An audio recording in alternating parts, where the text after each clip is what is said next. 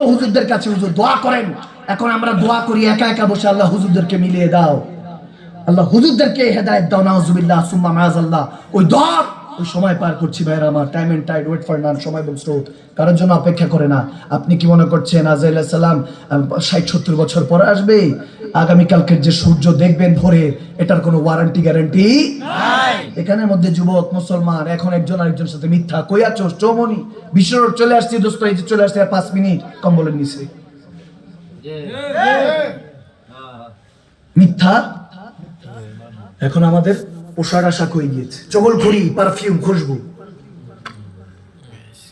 হক কুমরুন হক কথা তিতা, যারা মুমিন বলবে হুজুর এই তিতাই দরকার, কারণ তিত করলা খেলে রক্ত ভালো হয়, তেমনি ভাবে হকের কথাগুলি শুনলে ঈমান তাজা হয়, পরিষ্কার হয়। এত সোজা মনে করেছেন? এত সোজা চলেন, যেভাবে মন চায় চলেন। আপনি মনে করছেন এই সরজমিনের মধ্যে আল্লাহ ওয়ালারা নাই, মুমিনরা নাই? You are absolutely wrong. আপনি ভুলের রাজ্যে বসবাস করছেন। আমার কামলিওয়ালা নবীর আওলাদরা, আমার নবীর উম্মতরা এখনো এই জমিনে আছে, নইলে আল্লাহ গজব দিয়ে আগে ধ্বংস করে দিত।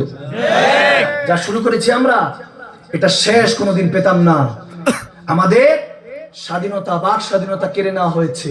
আগেও জালেম ছিল, এখনো সব জালেম। মনে রাখবেন, ততক্ষণ পর্যন্ত আপনারা কখনো সুখী হতে পারবেন না। আপনি এখানের মধ্যে মুতমাইন্না হয়ে যাবেন। জান্নাতের সামিয়ানা তো শুনতে ভালো লাগছে, মাদানী সাহেব বলছে, সুন্দর করে বলছে, চমৎকার কথাগুলি খুব ভালো লাগতেছে।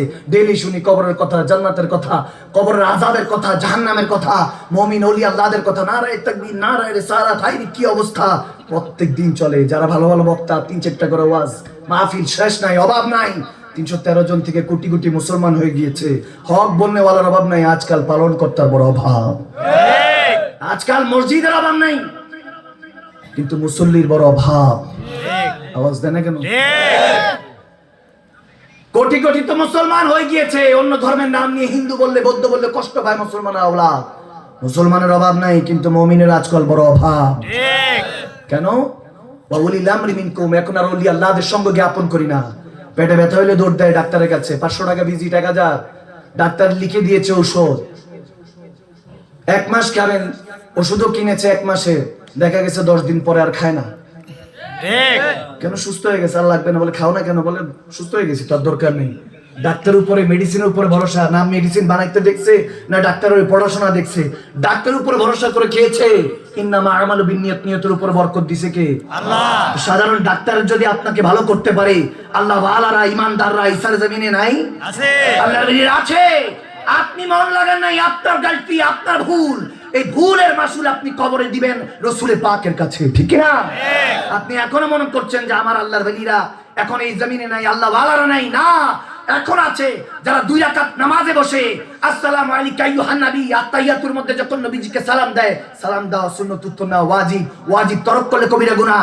সুম্মা মাআযাল্লাহ, আমার নবী মদিনাতুল মুনাওয়ারায় কবিরা গুনাহ করছে ভাইরা আমার, নাউজুবিল্লাহ। জীবন না, আমরা কোন মুর্দা নবীর কলমা পড়ি না, আমরা জিন্দা নবীর কলমা পড়েছি। আমার নবী হায়াতুন নবী, জিন্দা নবী, উম্মতের কান্ডারি নবী, এখনো শাফিউল মুজতামিন রাহমাতুল্লিল আলামিন নবী। 2 রাকাত নামাজে, 4 রাকাত নামাজে প্রত্যেক দিন কোটি কোটি মুমিন মুসলমানের সালামের উত্তর নেয়, এবং ওই নামাজের মধ্যে বসে আসসালামু আলাইকা আইয়ুহান নবী, ইয়া নবী আপনার কদমে সালাম। মুমিন বসে বসে নামাজের মধ্যে নবী যে বলেছেন ওয়া আলাইকুম সালাম ইয়া উম্মতি, ওটা শুনতে পায়। এখন ওই আল্লাহর ওলিরা আছে, আপনারা চিনেন নাই, আপনাদের ভুল। আপনারা ভুলের রাজ্যে বসবাস করেন, থাকেন। আপনি বলছেন আল্লাহর নবীর ওয়ারিস নেই। আমাকে বলেন কি সমস্যা আপনার? যদি পানি পড়া ফু দিয়ে দিবা, 41 দিন পান করবেন, মৃত্যু ছাড়া রোগ যদি ভালো না হয়। আমি মাকদুম সালমাদানির ওয়াজ কখনো শুনবেন না, কখনো আমাকে বাইন তালাক দিবেন।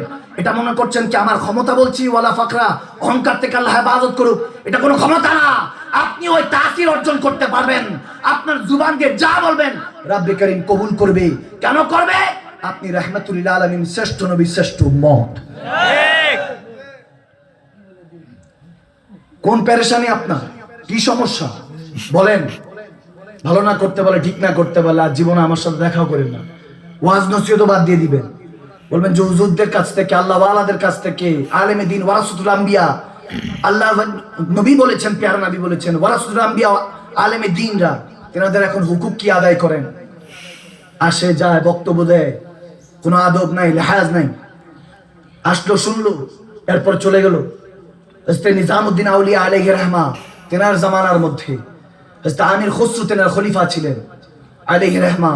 ওই সময় যে দিল্লি যিনি সালতানাতের মধ্যে ছিলেন বাদশাহ, বলতেছে এলাকার মধ্যে দেশের মধ্যে অনেক গরিবি চলছে, খুব দুর্যোগ চলছে, এখন আমরা অবক্ষয়ের মধ্যে আছি।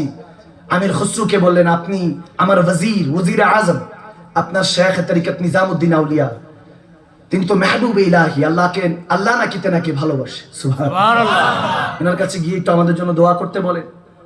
যখন যাওয়া হলো, আমির খুসরু বলে আমি যেতে পারবো না। ওনার শেখ তো, ওনার পীর মুর্শিদ বলে আমি যেতে পারবো না, হুজুরের সাথে আমি এটা বলতে পারবো না।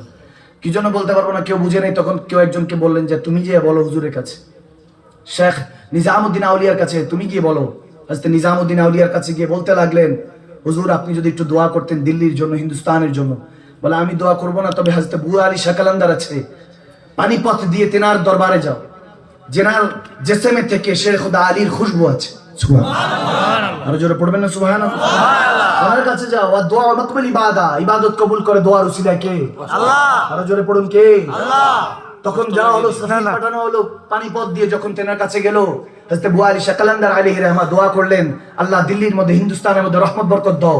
দেখা গেল বলতেছে, যদি দোয়ায় আসর হয়, দোয়া যদি কাজে হয়, আমার নাপাক জুবান থেকে যদি পাক খোদা যদি দোয়াটা কবুল করে নেয়, তাহলে বলো যে কিছুদিন পরে যাতে তোমাদের সুলতান বাদশাহ এসে আমার সাথে দেখা করে। দেখা গেল যেই কাজ যেই দোয়া সেই কাজ হলো। 1-2 দিন পরই দেশ চেঞ্জ হতে লাগলো। যখন পরিবর্তন হতে লাগলো, পরের দিন থেকে দেখা গেছে সবাই যারা গরিব ছিল এদের ঘরের মধ্যে দৌলত আসা শুরু করলো, মাল আসা শুরু করলো। দেখা গেছে যারা ফসল আদি করতো তাদের এখানে বরকত বেড়ে গেল। যেখানে বৃষ্টি দরকার বৃষ্টি পড়া শুরু হলো, যেখানে বৃষ্টি দরকার নাই বৃষ্টি থেমে গেল। দেখা গেল যে গবাদি পশু খাবার খাচ্ছিল না, দুধ দিচ্ছিল না, 1 লিটারের জায়গায় এখন 100 লিটার, 20 লিটার, 30 লিটার দেওয়া শুরু করলো। সুবহানাল্লাহ। সপ্তাহখানিক পরে বাদশাহ পানিপথ গিয়ে হযরত বুয়া আলী শাহ কালান্দারের সাথে দেখা করলেন। হুজুর আপনার দোয়া কাজে এসেছে। বলে আমার দোয়া না, আমি প্রত্যেক রাতে খাবের দুনিয়া স্বপ্ন যোগে হযরত মেহবুব ইলাহি নিজামউদ্দিন আউলিয়ার কাছে যাই। তেনার কাছে গিয়ে সারাদিন যত আমার ভক্তবৃন্দর আল্লাহর বান্দারা দোয়া নিয়ে আসে, তেনার কাছে খাবি গিয়ে তেনার ওসিলাতে আল্লাহর কাছে দোয়া চাই, আল্লাহ নিজামউদ্দিন আউলিয়ার ওসিলা আমার দোয়া কবুল করে। সুবহানাল্লাহ। বলে আসতে বলেছি এজন্য, আপনার এলাকা দিল্লিতে তো পাশের 2 কদম দিলেই ওই আল্লাহ ওয়ালার নিজামউদ্দিন আউলিয়ার ঘর, কিন্তু কদর করেন না, আদর করেন না। এজন্য আমি আসতে বলেছি যে তিনি আমার কাছে পাঠিয়েছেন, তিনি তেনাকে ছোট করে আমাকে বড় করেছেন, কিন্তু মূলত হাকিকতে আল্লাহ তেনার শান বড় রেখেছেন। তেনার উসিলাতে আমি বুয়া আলী শাহ কালান্দারের, যাকে শাহ কালান্দার, মস্ত কালান্দার বলা হয়, সেই কালান্দারের দোয়া কবুল করে আল্লাহ তেনাকে আদর করেন, কদর করেন। উলামায়ে ওয়ারাসাতুল আম্বিয়া বলা হয়েছে তেনাদেরকে সম্মান করেন, আদব করেন।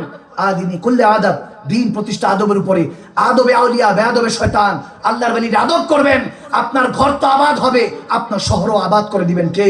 আল্লাহ। আওয়াজ দেন কে? আল্লাহ। আলা ইন্না আউলিয়াল্লাহি লা খাউফুন আলাইহিম ওয়া লা হুম ইয়াহজানুন। মনে রাখবেন, ওলিয়া আল্লাহদের কোনো ভয় নেই, অতীতের গুনার ভয় নেই, ভবিষ্যতে জাহান্নামে যাওয়ার ভয় নেই। কেন? তারা শুধু কেবলমাত্র একজনকে ভয় করে, তিনি কে? আল্লাহ। আওয়াজ দেন তিনি কে? আল্লাহ। ফাত্তাবিউনি আহবিবুকুমুল্লাহ। নবীর পথে চলে, নবীকে ভালোবেসে আল্লাহর হয়ে গিয়েছেন। এজন্য ফাত্তাকুল্লাহ মাস্তাতাতুম, রু দিয়ে জাসান দিয়ে একমাত্র আল্লাহকে ভয় করে। বরং হাদিসে কুদসির মধ্যে এসেছে, আমার নবী বলেছেন সাহাবায়ে রাসূলদের মাধ্যমে, আবু হুরায়রা রাদিয়াল্লাহু তাআলা থেকে বর্ণিত, মাওলা ইখওয়ানুনা কানু ইউসাল্লুনা মা'ানা ইয়াহুজ্জুনা মা'ানা আমলুনা মা'ানা ফাতকালতুমুন নার।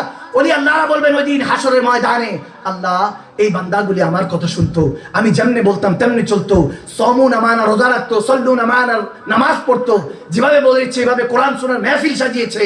আল্লাহ তোমাকে দেখে নাই, তোমার হাবিবকে দেখে নাই, তারপরে কলমা পড়েছে, তোমার উপর আস্থা রেখেছে, বিশ্বাস রেখেছে। মালিক আজকে গুনার কারণে তাদেরকে ফাতকালতুমুন নার, জাহান্নামে দিচ্ছ, তাদেরকে জাহান্নামে রেখে আমরা জান্নাতে যাব না। তখন আমার আল্লাহ লাড করে মহব্বত করে বলবে, ঠিক আছে, জান্নাত তো বানিয়েছি আপনাদের খুশির জন্য, আপনারা হলেন রাহমাতুল লিল আলামিনের শ্রেষ্ঠ নবী, শ্রেষ্ঠ উম্মত, আপনারাই শ্রেষ্ঠত্ব ধরে রেখেছেন, বাকি বান্দারা তো গুনার মধ্যে লুপে ছিল। যান, আপনাদের ওসিলা দিয়ে তাদেরকে পার করছি। আরাফু বলেছেন, ফাখবিরনা মান আরাফু, যাদেরকে চিনেন জাহান্নাম থেকে বের করে করে একসাথে আপনাদের সাথে নবীর পিছনে পিছনে জান্নাতে চলে যান। সুবহানাল্লাহ। কি বুঝলেন? ও তো কোরআন শোনার ওয়াজ শুনে না 8 বছর হয়েছে, কি মনে করছেন মিষ্টি মিষ্টি কথা বলবে?